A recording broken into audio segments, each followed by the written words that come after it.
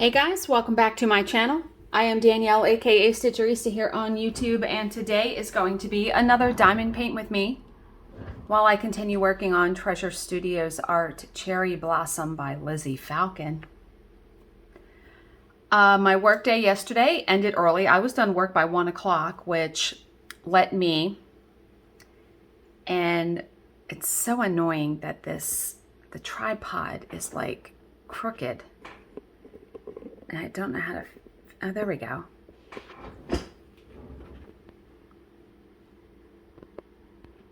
Okay, it's straight now. Let me scooch you over a little bit.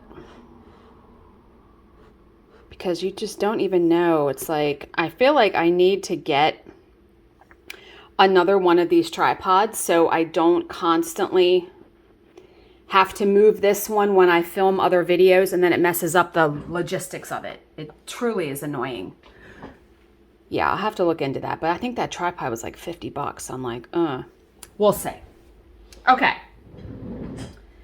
So yesterday, yeah, work day ended at 1 o'clock. So it let me, I walked on the treadmill for the first time in a long time. But I also was able to film the scrapbook layout of my Hocus Pocus cross stitch piece, which I'm going to put that up on Saturday after my cross stitch vlog. And then late last night, I also picked out my next cross stitch project. I started a new project last night, but I picked out like the one I want to work on even after that. But late last night, our job today canceled. So, yeah, I'm off today. I actually did have some stuff to do for work, though. So, I'm already done that. I'm already done all the house stuff, except I got to bring the bins in from today's trash day over here. And I need to get myself cleaned up and ready. I'm still in pajamas, and it's 10:50. But I am going to walk on the treadmill more today for sure. I did lose 1.2 pounds this week. I was very happy with that considering that I felt like I was sort of off track, right? I have been doing the intermittent fasting for the past couple days, 2 p.m. to 8 p.m. It's worked out pretty good. Yeah, I'm at 171.4. Yes, 171.4. I need to get to 169.5 for it to be exactly 30 pounds. So I'm so close. I'm so close to it. Yeah. But yeah, I'm still of the mindset that I want to eat as much whole food as possible, like staying away from processed things, even though it will fit in my macros, you know what I mean? Like I had this pink Himalayan salt popcorn, and it was only like 11 carbs for a serving, but it's processed. I had a Fiber One brownie. That's processed. You know what I mean? Like if I want a snack in the evening, I need to like eat an apple. Even though it's higher carbs, it's different. Your body processes an apple different than it does a Fiber One brownie. Yeah. So trying to do that. Because I also think an apple would satisfy me more in the long run than a Fiber One brownie. Just saying. Yeah. But yeah, just, moving on down the road, still losing weight every week, which I'm very, very happy about. It has been August 17th will be April to May, May to June, June, July. August 17th will be 4 months that I've been doing it because I started April 17th on Bill's birthday. So it's a good way to remember when I really started. But yeah.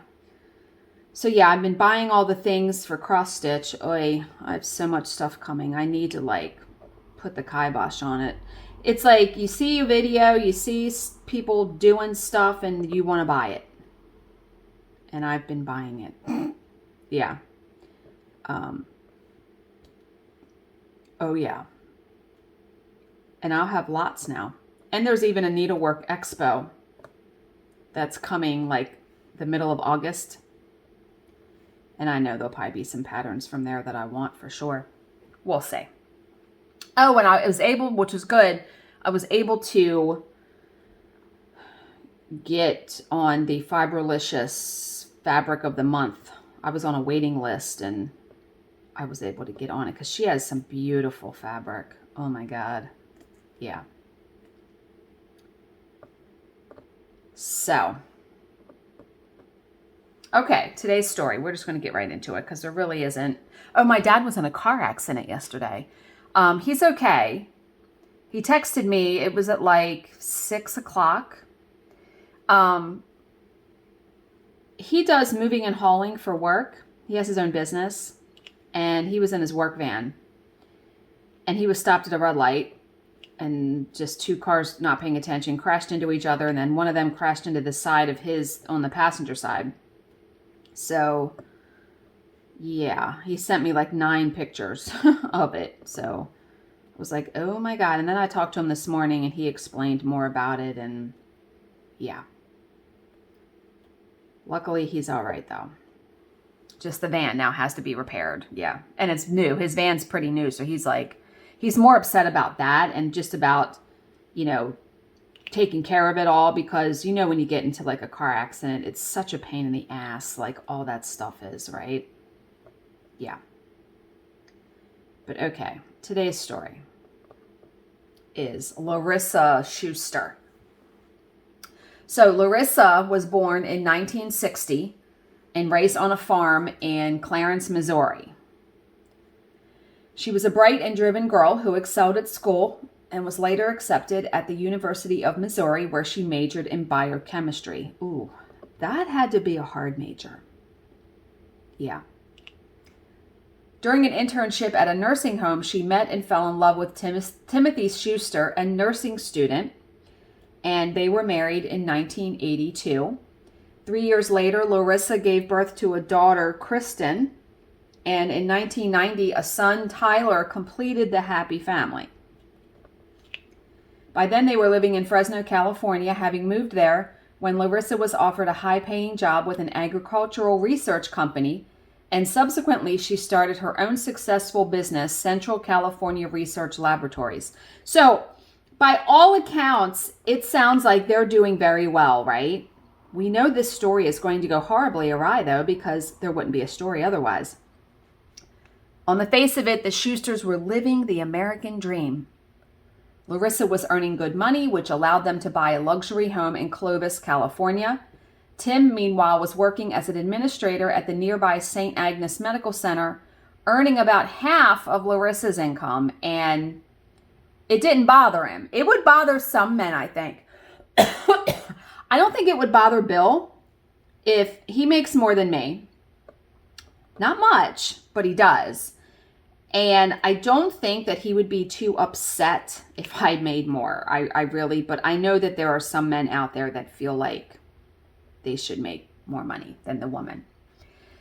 So Tim was very mild-mannered and he seemed content to let Larissa wear the pants in the relationship. Because let's face it, if you're the one wearing the pants, the other person doesn't have to make hardly any decisions, right?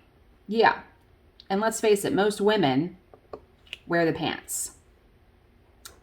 I like to think I do for the most part.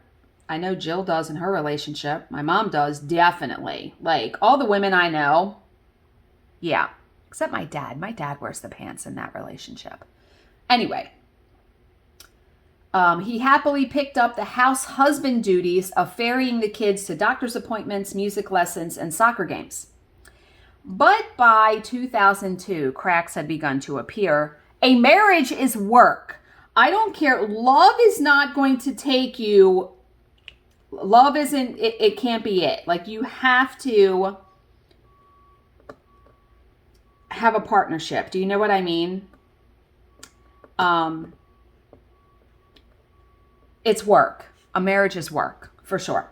Okay, so Kristen, remember their daughter, had grown into a willful teenager, and she and her mother clashed constantly. I remember those teenage years with my stepdaughter.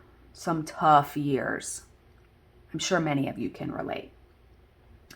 Over time, the situation deteriorated to such an extent that Larissa packed her daughter off to live with her grandparents in Missouri. And there were strains on the marriage too, because Tim was aggravated by Larissa's long hours that she was putting into her business. Yeah, I mean, that can take its toll for sure. For her part, Larissa complained openly to acquaintances about Tim's impotence. No! Ugh! To close friends, she admitted that she had had an affair as far back as 1993. What, a year after they were married? Oh no, they were married in 1982. Jesus, she started screwing around. Okay. So matters eventually came to a head in February 2002 when Larissa filed for divorce. That's a shame. Tim had no problem with that, but he insisted he would remain in the family home until a settlement could be reached regarding the division of their shared assets, because really, she's probably going to have to pay his ass alimony. Just saying. The couple began sleeping in separate bedrooms until the animosity between them eventually drove Tim out. He left in the summer of 2002 while Larissa was in Missouri visiting family, and when she returned, she was infuriated to find that he had taken items of furniture that she felt were hers. I'm telling you, when I separated from my first husband, I literally took $50 and my personal belongings. That was his house before I was there, and I didn't want any of the furniture. I was sleeping on my mom's sofa bed for 6 months. Yeah, I wasn't even concerned about it. It was worth my peace. You know what I mean? You got to pick your battles. Okay. So in August 2002, Larissa persuaded a young man who worked at her lab, James Fagone, to help her break into Tim's apartment to retrieve the stolen items. Jesus, no. Tim must have known who was responsible, but he never reported the break-in to the police. Instead, he bought himself a handgun. Larissa, meanwhile, continued to fume about her ex-husband. She harassed him with abusive phone calls and spoke openly about wanting him dead, and no one suspected that she might actually follow through on her rants. Well, what was her problem? If she went in and took back the stuff that she thought he had taken, what was her problem with him? I don't quite understand. But Larissa had by now gone way beyond the point of mere threats. In July 2003, she began talking to James Fagone, remember the young guy who had helped her burglarize Tim's residence, about paying Tim a return visit.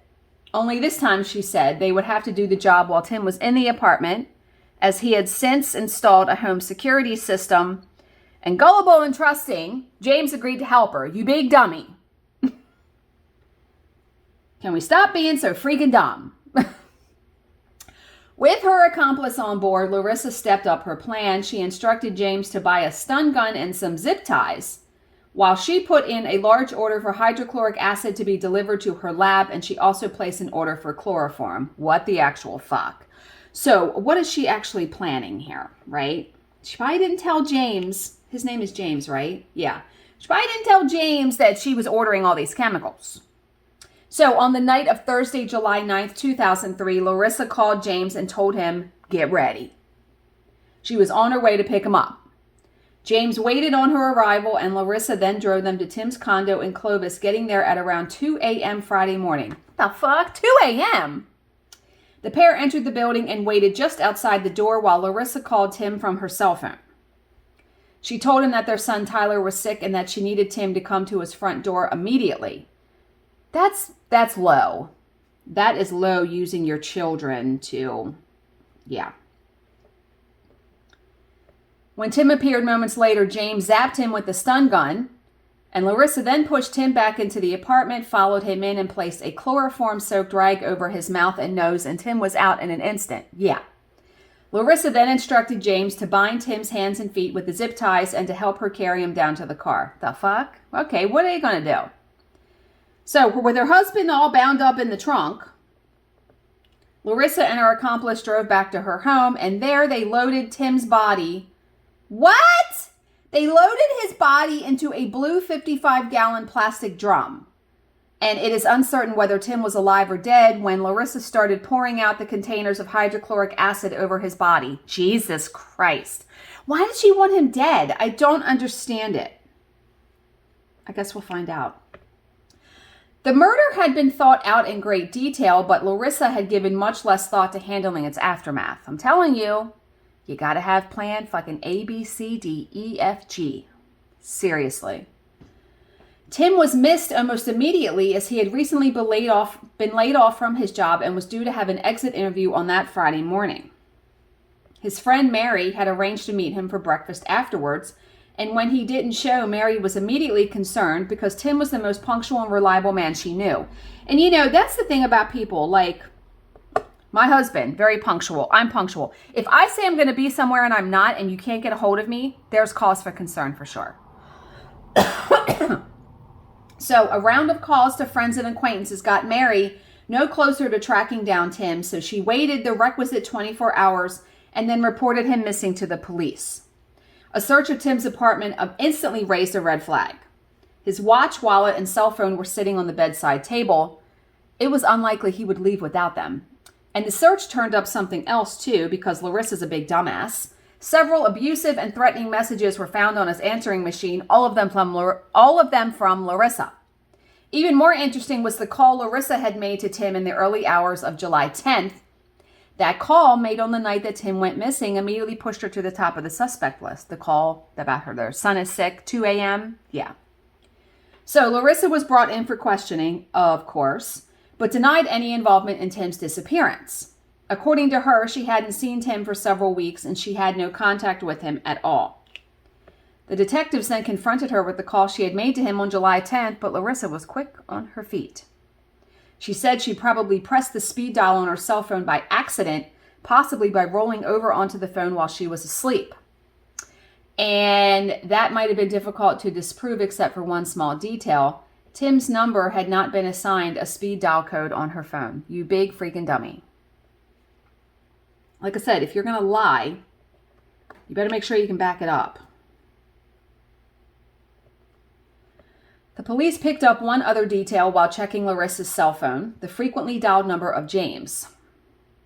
While Larissa jetted off with her son for a planned family vacation at Disney World, detectives picked up James and brought him in for questioning. Here we go, because James is going to sing like a fucking canary. You know it.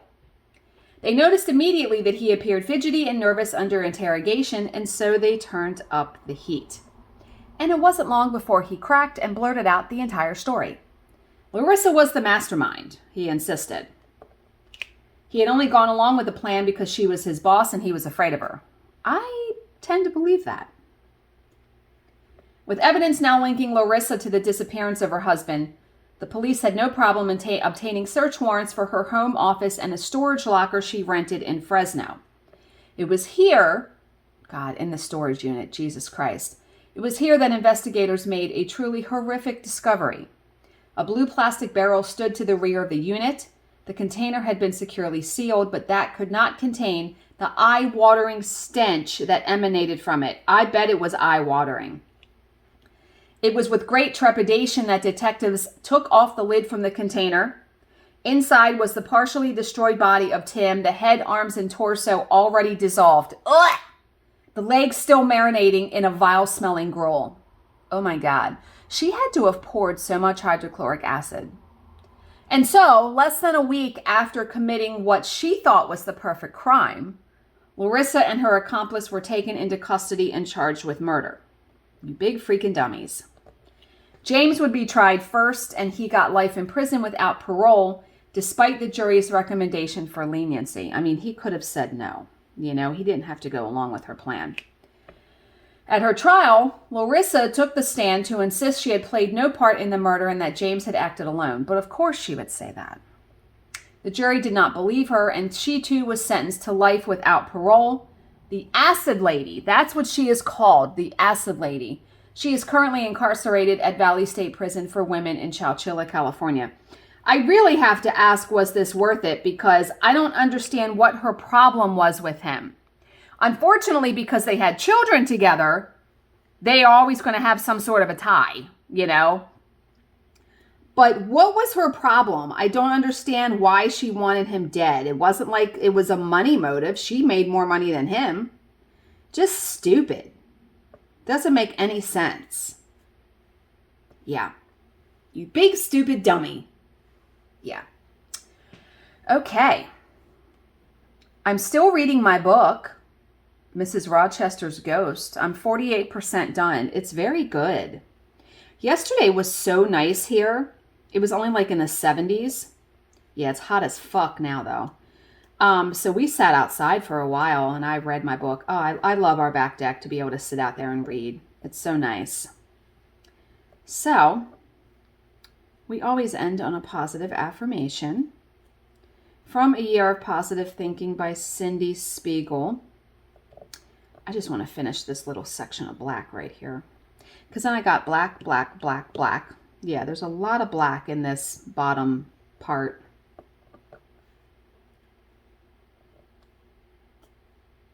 But I really love this painting. And I'm glad I came back to it. Because I need to finish it for sure. Okay. Year of Positive Thinking. Today is Thursday, August 5th. And my hair appointment confirmed for tomorrow. Let's go. Like, my hair is looking jacked up as far as my roots. Like, I haven't dyed my hair since June. It needs it very badly. Okay. Thursday, August 5th. Stay open to the magic of life. Life is not boring unless you allow it to be. Amen. Right? People that say they're bored, I want to punch them right in their face. No. There is magic everywhere, from the sidewalk rainbow after a rainstorm to the casual run-in with a long-lost friend to a smile received from a perfect stranger. Notice how often you hear from someone you've been thinking about or how you find just the right words to say in the moment you need them most. This is magic that can easily be missed. Practice noticing it. Keep your heart and your eyes open wide enough to appreciate the synchronicities and magic around you. It's surely like when my job canceled late last night. I wasn't upset. I was like, okay, this is going to be an opportunity for me to enjoy my day, do a video. I was in bed this morning reading my book, having a cup of coffee. Yeah, good stuff like that, right? Yeah. I think if we really, really opened our eyes, like last night when we were sitting out back, Bill was looking at his phone and I just glanced up from my book and looked at him and I just felt such this rush of love for him. You know what I mean? It was a nice breeze outside. We always get along. And yeah, it was a good evening. We had a really good night. I cherish those 2 hours that we have, usually 2 or 3 hours in the evening with him and I. And it's that kind of stuff that when I'm having a bad day or something's not going my way, I remember that kind of thing. And if you really keep your eyes and your mind open, there is magic in every single day, even if it's something very, very small. So, as always, if you have any questions, please leave them in the comments section below, and I will answer them to the best of my ability. Thank you so very much for watching and subscribing, and I will see you in my next video. Bye, guys.